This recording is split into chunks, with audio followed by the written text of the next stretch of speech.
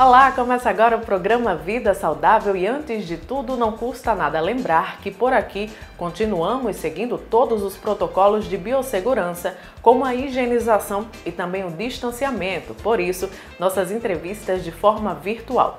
E nessa pandemia muita gente sofreu os impactos, principalmente os profissionais da área de saúde que tiveram que lidar com a sobrecarga de atendimentos.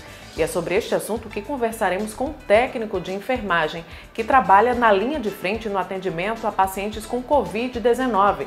Também teremos um bate-papo com um infectologista que vai falar sobre o que mudou na área médica e ainda uma conversa com um psicólogo falando sobre a pressão sofrida pelos profissionais da área de saúde. Tudo isso e muito mais no programa Vida Saudável, que começa agora.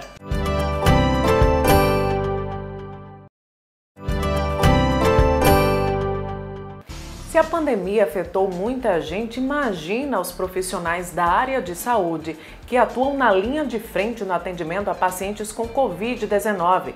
E é sobre este assunto que conversaremos com o técnico de enfermagem, Renato Tavares, para saber como foi essa mudança. Esse período de pandemia foi bastante apreensivo para muitos, principalmente para os profissionais da área da saúde, como o seu Renato, que é técnico de enfermagem. Obrigada pela participação, seu Renato. E como foi o início disso tudo? Não tenho que agradecer por poder participar e que puder depender de mim, a informação que eu puder fornecer, estarei fornecendo. E foi um período muito difícil? Foi difícil porque exatamente não conhecíamos, deixando a comunidade totalmente apreensiva. Como nós, funcionários, ficamos mais apreensivos ainda, porque teríamos que dar apoio a eles e muitas vezes não era uma quantidade reduzida, era uma quantidade grande, porque muitos corriam direto para a UPA e a UPA já mandava de volta para a unidade. Aí muitas vezes chegava na unidade já com um receio maior ainda, porque encontrava a UPA cheia e a unidade também sem suporte de fazer o atendimento necessário. E logo quando iniciou, realmente pegou todo mundo desprevenido. Seu Renato, e a sua função é atuar na linha de frente do atendimento a esses pacientes com suspeita de Covid? Exatamente. Como técnico de enfermagem, eu quem fazia o preparo deles, tinha contato direto, porque nós teríamos que chegar bem próximo, teríamos até que ter contato físico mesmo, teria que ver pressão, teria que ver a temperatura. Enfim, todo o processo para se deslocar para o prontuário e seguir para a sala do médico, era quando o médico teria já acesso ao paciente. Assim que foi decretada a pandemia e até hoje, os cuidados com todos os protocolos de segurança foram intensificados, são diferentes dos protocolos que o senhor fazia antes da pandemia? Antes a gente não tinha essa precaução toda, né? A gente tinha um jaleco, usava máscara, essa máscara comum. Mas quando chegou a pandemia, realmente veio material adequado, veio aquele capuz, veio máscara, veio óculos, veio a N95. O cuidado era ao chegar, se equipar para dar início ao trabalho. Na saída, o equipamento usado, desprezado e na volta pegava outro material. E em casa, ao chegar em casa, aí haveria aquele cuidado, tirar a roupa, entrar no banheiro, tomar banho, para poder vestir outra roupa, para poder ter acesso à refeição. E o senhor, em algum momento, sentiu medo, sentiu angústia? Como é que o senhor se sentiu nesse período de pandemia? Medo e angústia não, mas receoso. Porque eu sou da área de risco, tenho 65 anos de idade e como houve a programação para o pessoal de risco ficar ausente, mas nós não ficamos, nos preocupava um pouquinho com a questão da família. Como era um vírus, nós poderíamos estar também transportando para o nosso lado. Mas, graças a Deus, passou esse período. Não foi transmitido, só que teve um detalhe. Eu fui acometido do Covid-19 como assintomático. Passei os 14 dias ausentes e retornei ativo e continuo até o momento. O senhor acredita que essa pandemia vai mudar algum hábito na sua vida pessoal e ou profissional?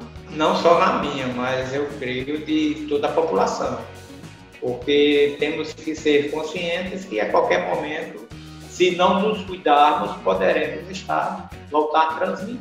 Temos que ter precaução, continuar ainda com álcool em gel, continuar ainda com a máscara. Qual a mensagem que o senhor deixa para outros profissionais da área de saúde, como o senhor, e também para toda a população?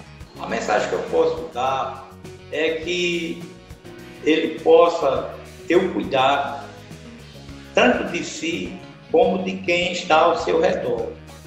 Exatamente porque fazendo o distanciamento, usando a máscara, evitar, por enquanto, o abraço de quem não é família. Por enquanto, vamos usar o que o protocolo está recomendando e com certeza vamos tirar esse restinho de leite e vamos ter a vitória lá na frente. E depois do intervalo tem muito mais programa Vida Saudável. Eu vou ficar aqui esperando por você. Até já!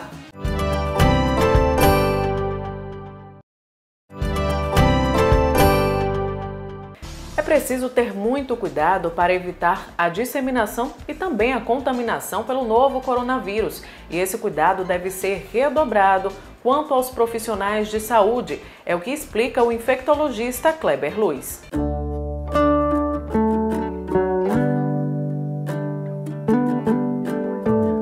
Os profissionais da saúde ficaram muito suscetíveis à Covid-19, principalmente aqueles que atuam na linha de frente.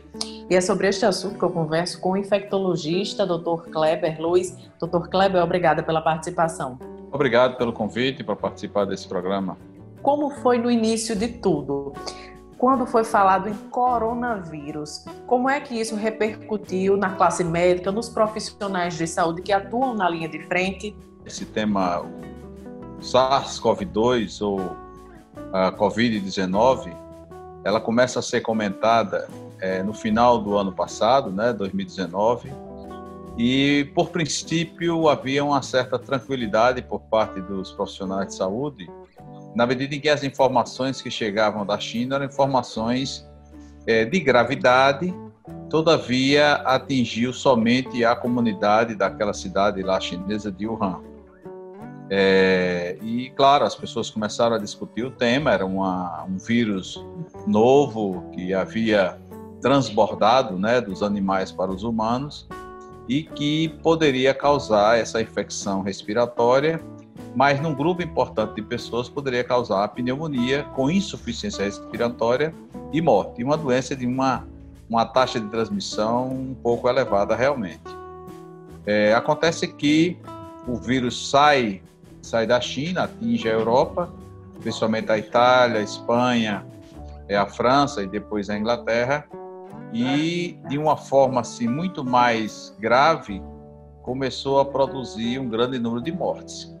Essas mortes tinham algumas características, ela estava presente nas pessoas de mais idade, nas pessoas com comorbidade, mas havia um grupo que também adoecia e vinha a falecer, que eram os profissionais de saúde.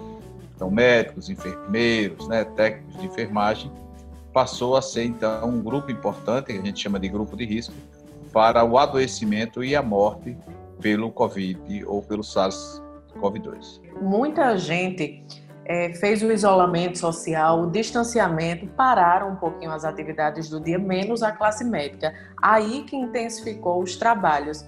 Quais foram os prejuízos para a saúde e até mesmo no índice de contaminação da Covid-19? O prejuízo para a equipe de saúde, de uma forma geral, foi muito grande. Primeiro porque, por compromisso ético, profissional, os médicos, enfermeiros, técnicos, equipes de laboratório não podiam não podia evitar o trabalho. Então, não há como, diante de uma pandemia e de muita gente doente, para você ter ideia, por exemplo, houve dias no José Trigueiro que em apenas um dia morreram 9 pessoas. Isso nunca aconteceu em nenhuma outra doença, mesmo com dengue, com zika, com chikungunya, com meningite. 9 pessoas morrerem em um dia só no José Trigueiro é muito. Hospitais privados registravam a morte de 5, 6 pessoas por dia de uma só doença. Isso realmente é muito, muito grave. Então, isso representou um desafio, né? Aqueles profissionais mais velhos, acima de 60 anos, ainda conseguiram ser dispensados do trabalho e conseguiram fazer um isolamento social. Todavia, os profissionais mais jovens, então, sobre eles recaiu não só a pressão física, né, a necessidade de trabalhos e plantões com uma frequência muito grande, plantões extremamente extenuantes, né, porque a UTI completamente lotada com pessoas dependendo de ventilação mecânica, que é um doente que necessita de uma vigilância muito presente. Então, eu costumo dizer que os plantonistas das UTIs, os plantonistas das UPAs, os plantonistas do hospital de campanha, eles ficaram desfigurados, né? Quando a gente ia nesses locais como infectologista ou para visitar um paciente ou para conversar com o plantonista, os indivíduos jovens, a despeito de serem jovens, estavam completamente desfigurados, além de todos adoeceram, né? Tiveram não necessariamente doença grave, realmente, por sorte, praticamente aqui em Natal, a gente registra basicamente a morte de um jovem que estava absolutamente na linha de frente, embora outros médicos que estavam atendendo pessoas com Covid tenham falecido, né? Então, realmente, vamos dizer assim, a classe médica pagou um preço alto, mas houve um esgotamento físico, né, desses colegas, né? Além disso, houve um esgotamento na esfera da emoção, né? Vários entraram em processo de angústia, porque começaram a tratar de uma doença com alta frequência, com alta letalidade, que morriam os amigos, né? Então, toda semana a gente ficava esperando quem era o médico que iria partir infectado pelo Covid. E nessa pandemia, os cuidados com a saúde, com o equipamento de proteção individual, tiveram que ser redobrados para não acabar fazendo o efeito contrário, né? Esses profissionais serem canais de transmissão das doenças que atendiam dos pacientes para outra parte da população. Isso gerou também mais um obstáculo, não é? Porque não é assim que os médicos e enfermeiros trabalham, né? A gente usa uma máscara, um par de luvas, e houve momentos em que os médicos usavam máscara, uma máscara especial chamada de N95, uma máscara mais difícil e mais desconfortável de usar, né?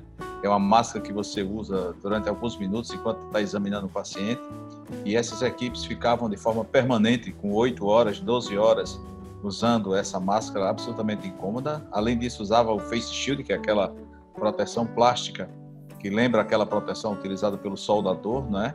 Para evitar a queimadura do olho com a solda. Usavam capotes, usavam 2 pares de luva,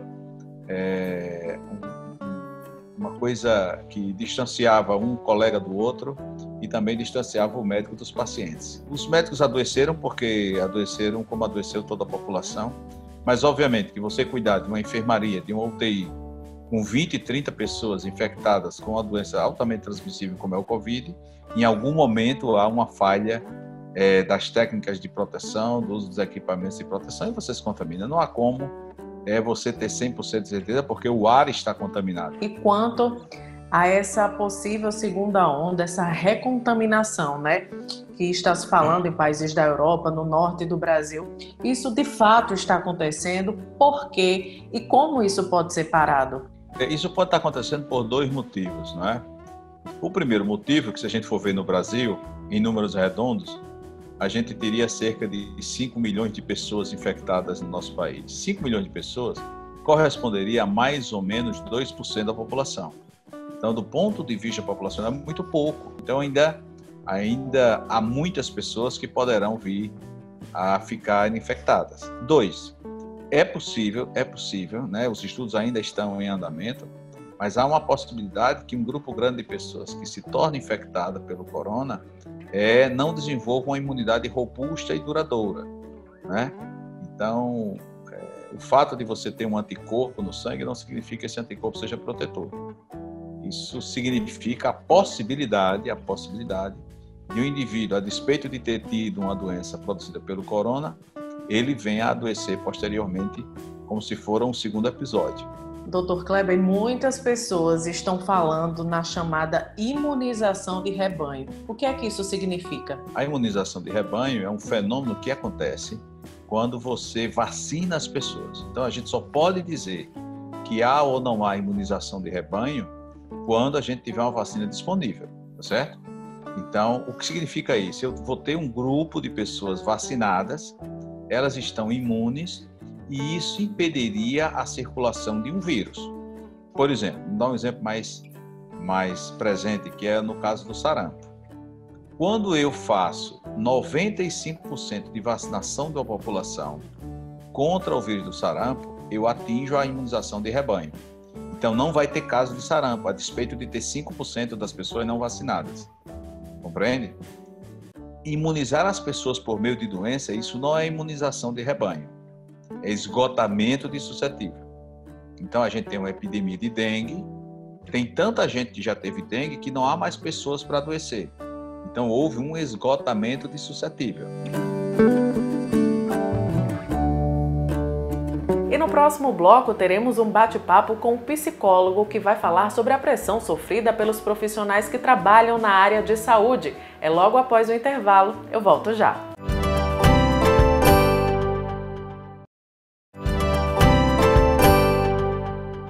E a pressão sofrida nesse período de pandemia pode ter afetado a saúde mental dos trabalhadores em saúde.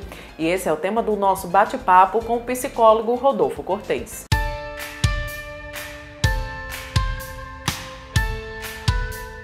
Esse cenário de pandemia afetou muita gente, principalmente os profissionais da área de saúde. E é sobre este assunto que eu converso com Rodolfo Cortez, psicólogo. Obrigada pela participação. Eu que agradeço, Mara, um momento tão importante, um espaço de divulgação sobre a saúde mental, principalmente os profissionais que estiveram na linha de frente do combate à Covid. E sob o olhar da psicologia, esses profissionais da área de saúde podem estar sofrendo algum transtorno psicológico? A gente também tem muita possibilidade de que esses profissionais desenvolvam algum quadro específico de transtorno mental, assim como muitas vezes eles podem experimentar somente sintomas. Muitos estudos surgiram ao longo da pandemia justamente sobre os profissionais de saúde que estão na linha de frente, e é importante perceber que há sim um grau maior de desenvolvimento de transtornos de ansiedade, eventos depressivos, depressão como um transtorno de humor mesmo, e também transtorno do estresse pós-traumático, entre outros, de acordo com as variações que podem ter de idade dos profissionais, do departamento que trabalham e sua estrutura familiar e social também. E como fazer para reverter esse quadro preocupante? Os estudos têm mostrado que a intervenção prévia deveria ser o essencial. Ou seja, profissionais que trabalham com uma boa estrutura de suporte, tanto de equipamentos, de infraestrutura, como também suporte de recursos humanos. Bom, nem sempre a gente teve a possibilidade de preparar isso em uma pandemia que veio de forma tão súbita para a nossa população. E aí, o ideal que a gente percebe hoje é que esses profissionais tenham principalmente um papel mais humanizado dos seus supervisores, que dê sentido ao seu trabalho, que eles se sintam orgulhosos do seu trabalho.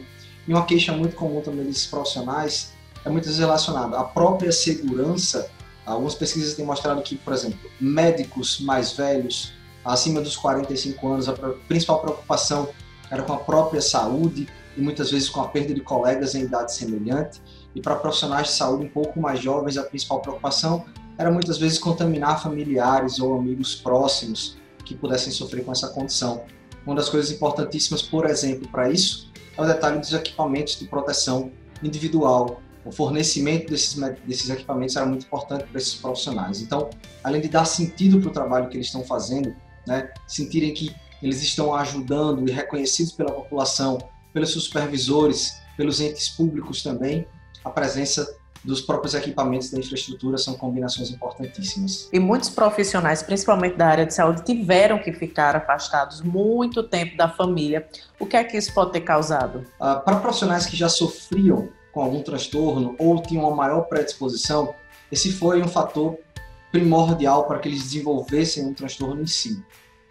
Principalmente profissionais de saúde mais jovens e aquele com uma infraestrutura reduzida, domiciliar, por exemplo, aquelas pessoas que moram com muitos parentes em uma casa só, tiveram que ou correr o próprio risco e assumir essa condição, elevando muito seu nível de ansiedade, né, ou ter que provocar uma desestruturação ainda que momentâneo, é familiar, o que causa diretamente impacto na saúde mental desses profissionais. Nessa época de pandemia, o que é que você ouve muito no seu consultório das pessoas, dos profissionais de saúde, de quem está voltando, o retorno gradual das atividades? É muito interessante porque tenho discutido muito com os pacientes, eles dizem não saber exatamente identificar como se sentem ou o que esperar.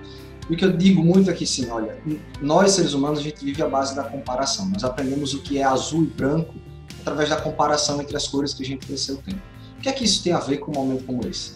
A gente não viveu nenhum tipo de pandemia, paralisação, isolamento social, quarentena, pelo menos para a enorme maioria da população brasileira especificamente.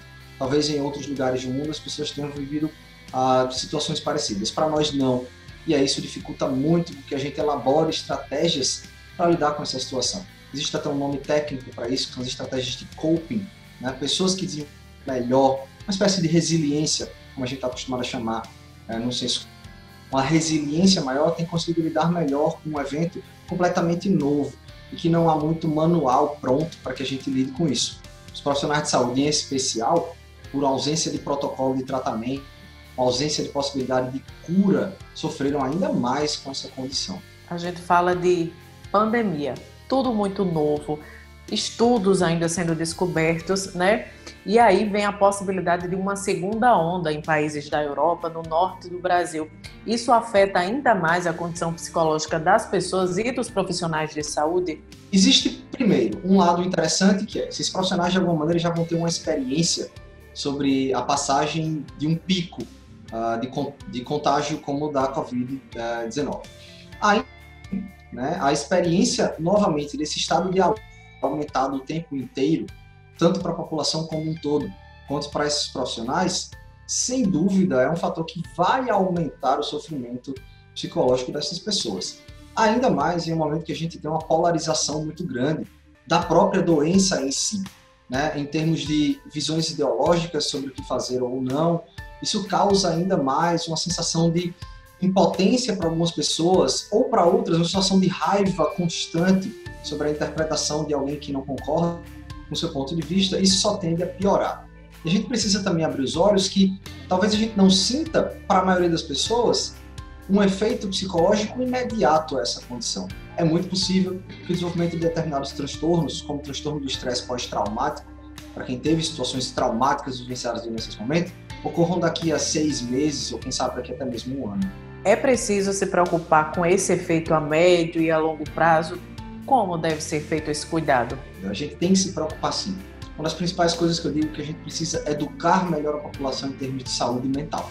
Nem sempre a gente sabe identificar que emoção a gente está sentindo, qual é o limite de uma tristeza, qual é o limite da minha ansiedade, quando eu devo procurar ajuda ou não, e ainda mais para as pessoas que tiveram bem menos contato com isso, se eu preciso procurar essa ajuda, porque eu fico brincando que nós temos os super-heróis da saúde mental, para as pessoas que dizem que conseguem lidar com qualquer situação sem precisar de uma ajuda profissional. Então, a gente deve se preocupar sim, e principalmente a estrutura pública precisa ser melhorada, não no sentido de oferecer uma psicoterapia individual, necessariamente para as pessoas, mas no sentido de elaborar políticas públicas de saúde mental que possam melhorar. A gente sempre precisa entender que um evento como esse não mexe somente com a saúde física das pessoas, mas mexe com uma espécie de saúde da sociedade, saúde econômica, financeira, e isso com certeza a médio e longo prazo vai trazer impacto para a vida das pessoas, né? As pessoas que perderam os empregos, as pessoas que estiveram acumulando dívidas